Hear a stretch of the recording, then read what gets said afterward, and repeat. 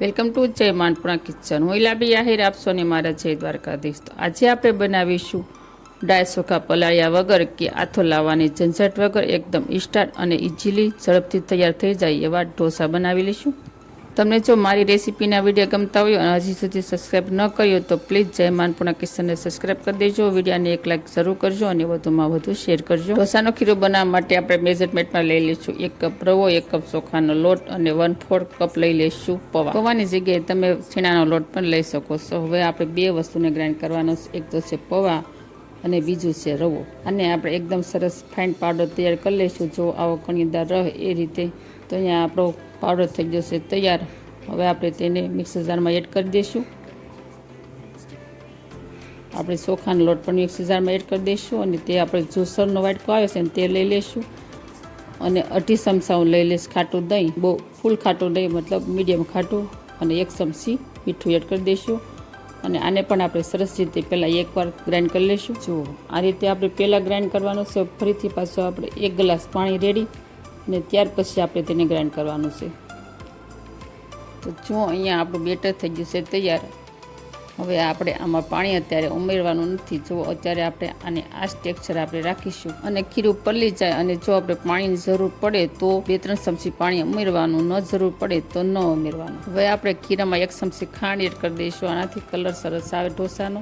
હવે આપણે મિક્સ કરી અને 1 કલાક સુધી તેને રેસ્ટ આપી દઈશું. એટલે આથો પલાળવા માટે રાખી દઈશું 1 કલાક સુધી. આથો આવે ત્યાં સુધીમાં આપણે સ્ટફિંગ તૈયાર કરી લઈશું. તેના માટે લઈ લઈશું 1/4 ચમચો તેલ. અહીંયા મેં નાનો ચમચો લીધો છે, 1 ચમચો, અને ઉપર થોડું તેલ ગરમ થાય ત્યારબાદ આપણે 1 ચમચી જીરું આખું એડ કરી દઈશું.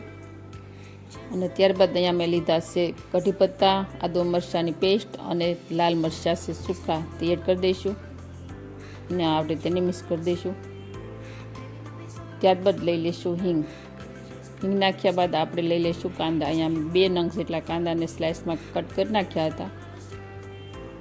ત્યારબાદ એડ કરી દઈશું સ્વાદ અનુસાર મીઠું અને 1/2 ચમચી હળદર પાવડર. ફરીથી આપણે તેને મિક્સ કરી દઈશું. હવે આપણે 5 મિનિટ સુધી તેને સતરાવા દઈશું એટલે ડુંગળી થોડીક ગળવા લાગે. જો અહીંયા આપણે ડુંગળી ગળી ગઈ છે. હવે આપણે બટેકા મેશ કરેલા હતા તે એડ કરી દઈશું. અહીંયા મેં 5 થી 6 બટેકા બાફ્યા અને મેશ કરી નાખ્યા હતા. હવે આપણે તેને સરસ રીતે મિક્સ કરી દઈશું. આ સ્ટફિંગમાં મસાલા ઓછા આવશે પણ આ રીતે આપણે બનાવવાનું છે. જો આ રીતે બનાવશું તો સાઉથ સ્ટાઇલમાં મસાલા ઢોસા તૈયાર થશે.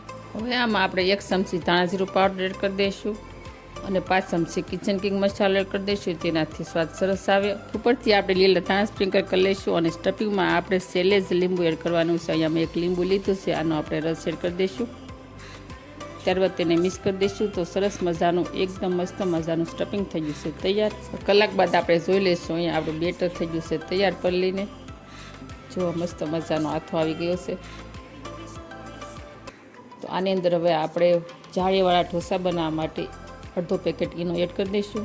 જો વધારે બેટર હોય તો આખું પેકેટ લેવાનું. ત્યારબાદ આપણે તેની ઉપર 1 ચમચી પાણી એડ કરી દઈશું જેથી ઈનો પલળી જાય. આપણે તેને મિક્સ કરી દઈશું. ઈનો એડ કર્યા બાદ આને આપણે બેટરને 3 થી 4 મિનિટ સુધી કન્ટિન્યુ તેને ચલાવતા રહેવાનું છે. જુઓ આ રીતે તેની કન્સિસ્ટન્સી રાખીશું આપણે બેટરની. તો હવે આપણે તેનો ઢોસો પાથરી લઈશું. તો આપણે તવો મીડિયમ ગરમ કરવાનો છે. વધારે ગરમ થઈ જાય તો પાણી સટકોરી અને આપણે તેને થોડોક ઠંડો કરી લઈશું. તો તવાનું મીડિયમ ટેમ્પરેચર થઈ ગયું છે. હવે આપણે તેને બેટર રેડી તવા પર અને આપણે તેને ચમચા વડે ચમચાને આપણે અંદર બહાર ફેરવતા જઈશું. એ રીતે આપણે ગોળ રાઉન્ડ શેપ કરી અને ઢોસો તૈયાર કરવાનો છે. અહીંયા આપણે પહેલાં તેલ એડ નથી કરવાનું, તેલવાળું ફક્ત આપણે તેની ઉપર બ્રશ જ ફેરવવાનું છે. આની ઉપર તમે બટર પણ એડ કરી શકો છો. મેં અત્યારે તેલનો યુઝ કર્યો છે.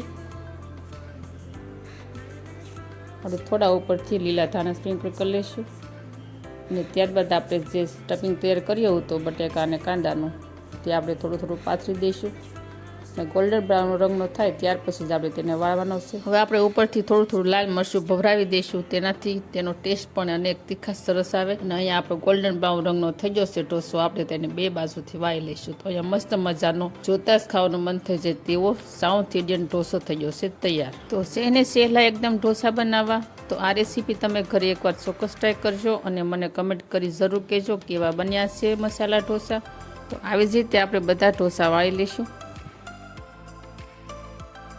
અહીંયા ટેસ્ટી મસાલા ઢોસા થઈ ગયા છે તૈયાર. આને મેં લાજવાબ ચટણી સાથે સર્વ કર્યા છે. તમે દાળ સંભાર અથવા ટોપરાની ચટણી સાથે ગમે તેની સાથે ખાઈ શકો છો.